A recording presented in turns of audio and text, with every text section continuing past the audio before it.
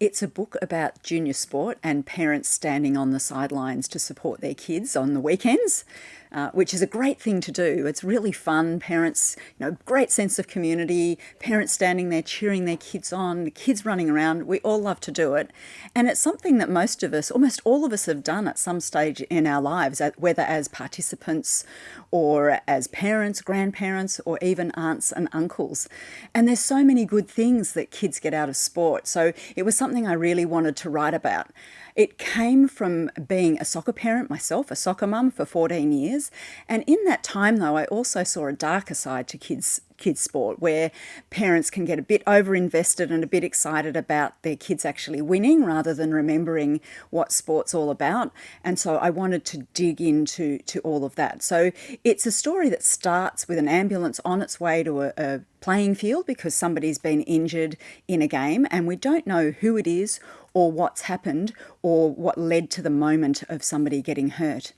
And then the novel casts back 9 months, and it follows 6 characters, which is 3 parents and 3 kids from 2 different families through the season, from trials and games and home life, family life, work, school, all of those things, all the little tensions and pressures that build in families, and the humour as well that builds to that moment of an incident at a kid's game, and then it moves on from there to look at the fallout of what happens to the kids.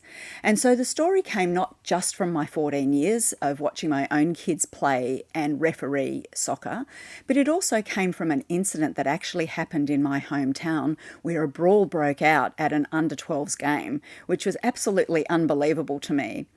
And what happened, the story of it was that 2 of the kids got into a bit of push and shove on the field, and it turned into hitting.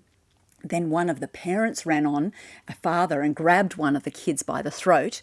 And the other parent ran on, but before he could even get there, a third parent ran on and punched one from behind, and then a full-on brawl broke out. And it was really upsetting for the kids. They had to stop the game, send everybody home. It was reported in the ABC News.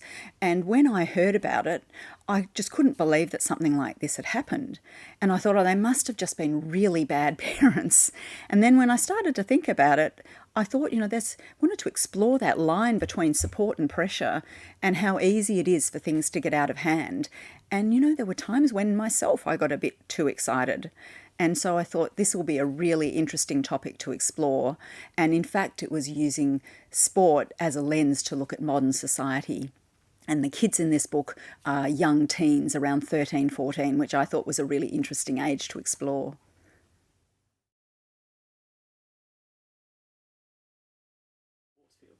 Well, parenting is a really big thing, I believe, on how things play out on the sports field and the attitudes of parents and what they role model.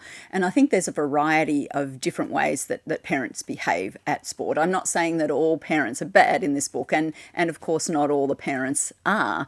But I do think that parents standing on the sidelines, shouting abuse at refs, shouting abuse at their kids or other players and telling them what to do, I think that does have a big influence on how the kids behave, because I've seen parents doing that sort of thing, yelling at refs, young refs, they usually are, junior games.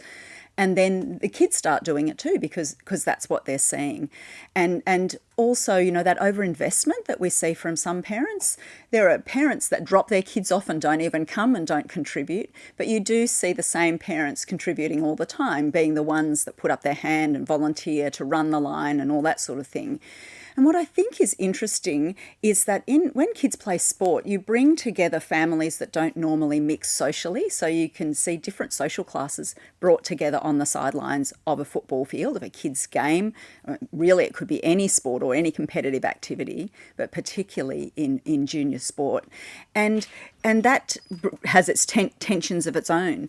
But I think the issue for me is that some of this behaviour seems to be getting worse. When I was growing up, I rode horses, and it was all, us on our horses against the course. I did eventing. But these days, I think parents seem to be more invested than they used to be. And I think some of that comes from pressures of modern society, of course. We have very busy lives. We're trying to juggle many things. But it also comes, I believe, from the pressure of social media. not just on the kids, but also on the parents. A lot of parents will get on social media, and of course they're proud of their kids. We all are when our kids do well. But often we don't think of the repercussions on other people when we put up posts about our kids saying how amazing they are and how proud we are of their successes and winning this cup and that cup, because it might not be able to believe it, but not all of us experience that sort of success with our kids. And I think that can lead to parents putting pressure on their kids and wanting to see more. But there is also the excitement of parents just wanting their kids to do well. Of course we want our kids to do well, and yet we can step over a line between just being there to support them and cheer them on and then putting pressure. And you do see parents pressuring their kids so much that they will actually force them to practice and get injuries from practicing and all that sort of thing as well. So I think it's an area that I wanted to explore in some detail in the book. And I think it's something we should be thinking about when we're, encouraging our kids to play sport or be involved in any activities, why we want them to do it and what we think our best role can be in supporting them.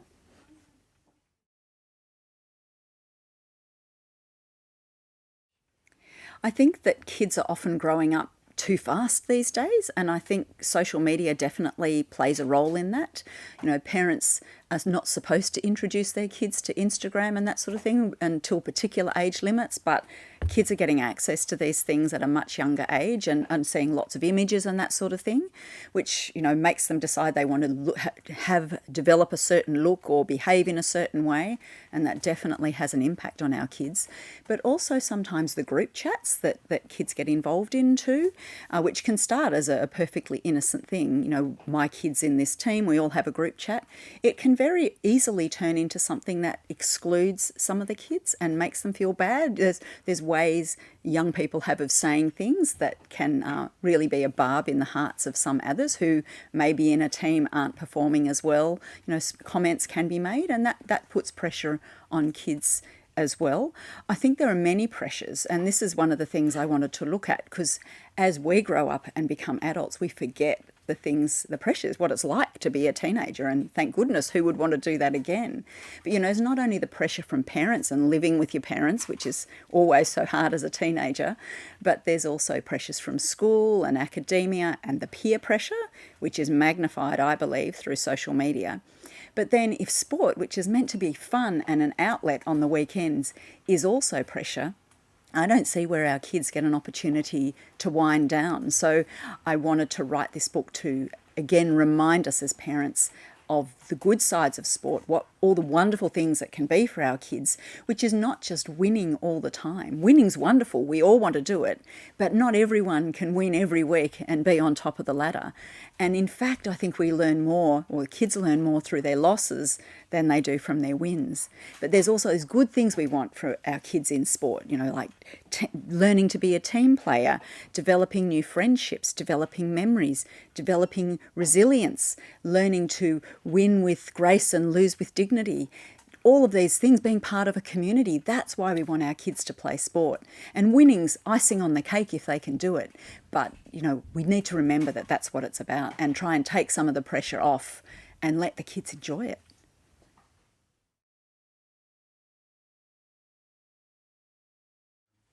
I suppose the take-home message that I considered for Sidelines, apart from trying to stimulate discussion around all of the things that I've mentioned here today, has been that sport is great for kids. It's really wonderful for their physical and mental health, among all the other things that we've talked about as well. And so we want to keep kids in sport for longer. And so what I really hope this book does is help parents to think, how can I be a better sports parent? How can I support my kid to have fun and make all those positive connections and experience all the joys, the highs and lows, but all the joys in sport?